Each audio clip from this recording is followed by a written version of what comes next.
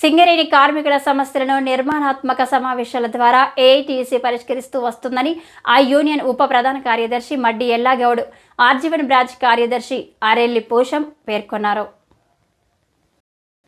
శుక్రవారం ఉదయం జీడీకే 2 ఇంక్లైన్లో జరిగిన గేట్ మీటింగ్లో వారు పాల్గొని మాట్లాడుతూ సింగరేణి కార్మిక హక్కుల సాధన కోసం, సంస్థ అభివృద్ధి కోసం ఏఐటీయూసీ గత 8 దశాబ్దాలకు పైగా అనేక ఉద్యమాలు చేపడుతూ వస్తుందని చెప్పారు.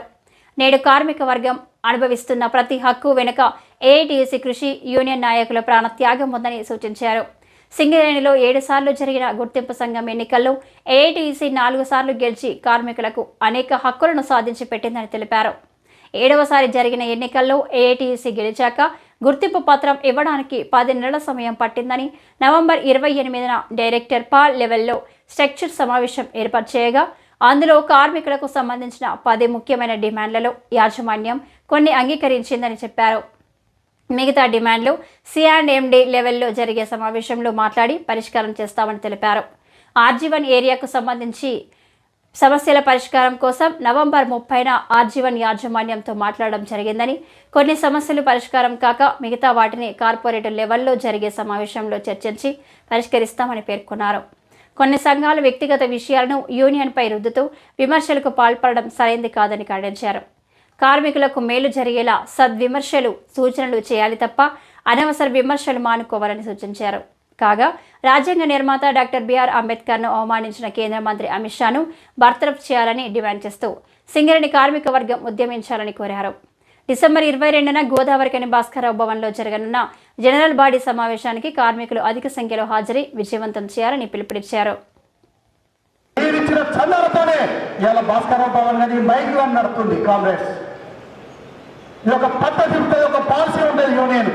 విమర్శించే ముందు కూడా ఆలోచన చేయాలి అంటే వాళ్ళు తెలివిగా ఏదో ఆలోచన చేస్తున్నారు.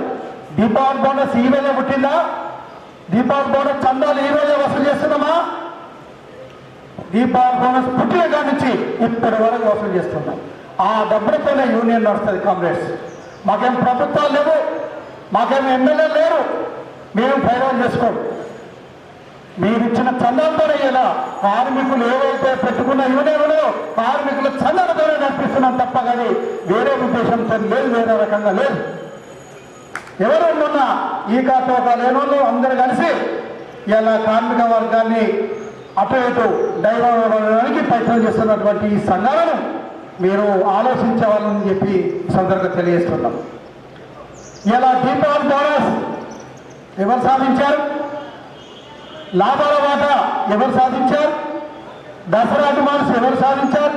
ఈ స్టార్టర్ స్కీమ్ ఎవరు సాధించారు? ఈ మైండ్స్ కాపాడిన చరిత్ర ఏఐటీయూసీ తప్ప ఇలా మీరేదో వచ్చి ఆ యూనియన్ ఈ యూనియన్ అని చెప్పి చెప్తున్నారు. మీకు మనగడ ఉండేది ఆత్మవిమర్శన చేసుకొని మాట్లాడమని చెప్తున్నాం.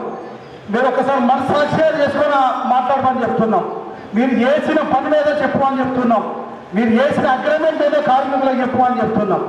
లేదా మీరు ఎట్లా చేయరు, మీకు ఎట్లా అధికారం రాదు, ఏం రాదు. ఇప్పుడే 50 ఏళ్ళ నుంచి విమర్శ చేస్తూనే ఉన్నారు తప్ప కానీ ఒక అగ్రిమెంట్ చేయలేదు. కానీ మీకేమైనా సైజన్ ఉంటే ఇవ్వండి, మీకేమన్నా ఆలోచన ఉంటే చేయండి, మీకు కలిసి పని చేద్దామని చెప్తున్నాం. మేము ఒక్కరిమే చేస్తే కాదని కాదు, చేస్తాం, చేసినాం, చూపించినాం. కానీ ఇవాళ మొన్న యూనియన్ ఇలా భాస్కరరావు భవన్ ఉన్నది అనంటే, ఇలా యూనియన్ నడుస్తున్నది అనంటే మీరిచ్చిన చందాల వల్ల తప్ప మీరు వేరే ప్రయోజనం చేసుకోలేదు. మీరిచ్చిన చందాలు, మీరిచ్చిన భాస్కరరావు భవన్ కట్టాం. మీరు జనరల్ బాడీ సమావేశం ఉంది. ఈ సింగరేణి సంస్థ ఎటుపోతుంది? మనం కష్టపడే రక్తాన్ని దారవేసి చెందాల్సిన డబ్బులన్నీ ఎటుపోతున్నాయి? దానికోసం రేపు జనరల్ బాడీ పెట్టాం. దానిలో తీర్మానం చేస్తాం. మన పోరాటం మొదలు పెడుతున్నాం. మొన్ననే కదా మాకు ఇచ్చిన 9 నెలలే కదా. ఓడంటాడు, అడుగుతున్నాను, ఓడంటాడు, ఏంటండి ఇది? అర్థం చేసుకొని కార్మికులు ప్రశ్నిస్తే సమాధానం చెప్తాం. కానీ తెలుసుండి కార్మికులను డ్యామేజ్ చేయడానికి మాట్లాడితే అది నీ తవ్వుకున్న బొందలు నువ్వే పడతావు. కార్మికులందరూ ఇలా పాస్ట్ ఉన్నారు, అందరూ తెలుసుకుంటున్నారు ఎవరు వ్యవస్థ ఏందని. ఖచ్చితంగా కార్మిక వర్గం కోసం ప్రాణాలే ఒప్పించిన వాళ్ళం, త్యాగం చేసిన వాళ్ళం, జైలు పాలైన వాళ్ళం, కొట్లాడైన వాళ్ళం, ఇంక్రిమెంట్ కట్టైన వాళ్ళం, డిస్మిస్ అయిన వాళ్ళం ఉన్నాం.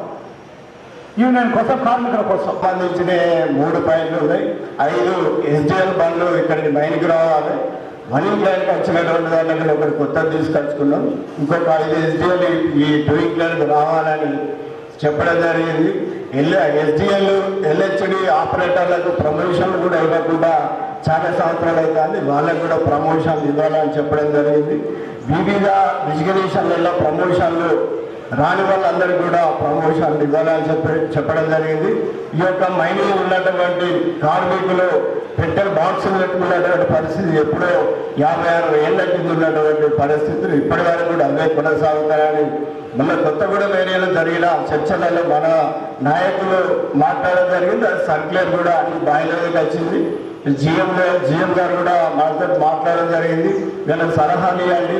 ఈ షెడ్లలో ర్యాకులు పెట్టి ర్యాకర్స్ పెట్టి వాళ్ళ బూట్లు పెట్టుకోవడానికి ఒకటి, డ్రెస్ ఇస్తే ఆ డ్రెస్సులు ఇంటికల్చర్ వచ్చిన డ్రెస్ పెట్టుకోవడానికి ఒక్కొక్కరికి 2 ర్యాకర్లు ఇవ్వాలి అనే విధంగా కూడా మాట్లాడడం జరిగింది.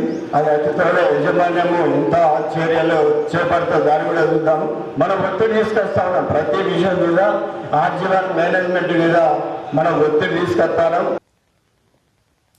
ఏఐటీయూసీ ఆర్జీవన్ బ్రాంచ్ సహాయ కార్యదర్శి రంగు శ్రీను అధ్యక్షతన జరిగిన ఈ సమావేశంలో ఏఐటీయూసీ నాయకులు S Venkatareddy, Ponnala Venkataiah, Karampudi Venkanna, P Ravi, Peddali Shankar, Sana Jalapathi, Joseph, L Ramesh, SK Anjid Pasha తదితరులు పాల్గొన్నారు.